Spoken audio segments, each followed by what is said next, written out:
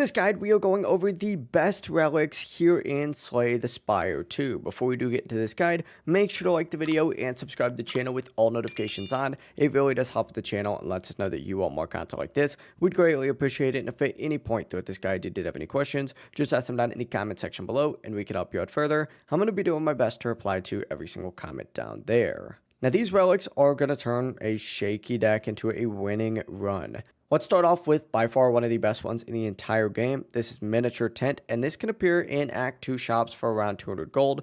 It completely changes how the rest sites work, and I have a full video breaking this down, so I recommend checking that out if you want more information. But essentially, normally you really can only pick one option at a campfire, as I'm sure you all know by now. But with the Miniature Tent, you can use multiple options in the same visit, meaning that you can heal, upgrade a card, and still move, on stronger than before, which is incredibly powerful, especially during mid-run scaling. Up next, we have the Golden Compass, which I've also made a full video breaking down. But this can appear through the Ancient Blessings in Act 2, and whenever you do take it, your entire Act 2 map becomes a single linear path packed with elites, shops, and events, which moves away the whole branching decisions that you have to make and gives you a controlled route for relic farming and upgrades. This can obviously stabilize weaker runs, but another strong relic is the Burning Blood, which of course I'll have a video on real soon, so stay tuned for that. But this is Ironclad's starting relic. It heals 6 HP after every single fight, and it gives Ironclad incredible sustain and allows you to take on even more elites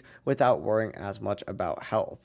For the Necrobinder class, I also recommend the starting relic, which is the Bound Phylactery, and it's extremely strong. It summons a skeletal minion at the start of combat, which acts as like a tank that absorbs damage and helps you, build your ramp up safely. And then of course there's also Eternal Feather, which boosts the healing you receive at rest sites based on your deck size, which is pretty good with lean decks. If you have the opportunity to in your runs, try to path towards shops and ancient events early, since most of the strongest relics are going to come from those encounters. But that is it. If this guide did help you out, make sure to like the video and subscribe to the channel with all notifications on. It really does help the channel and lets us know that you want more content like this. We'd greatly appreciate it. Have a great rest of your day though.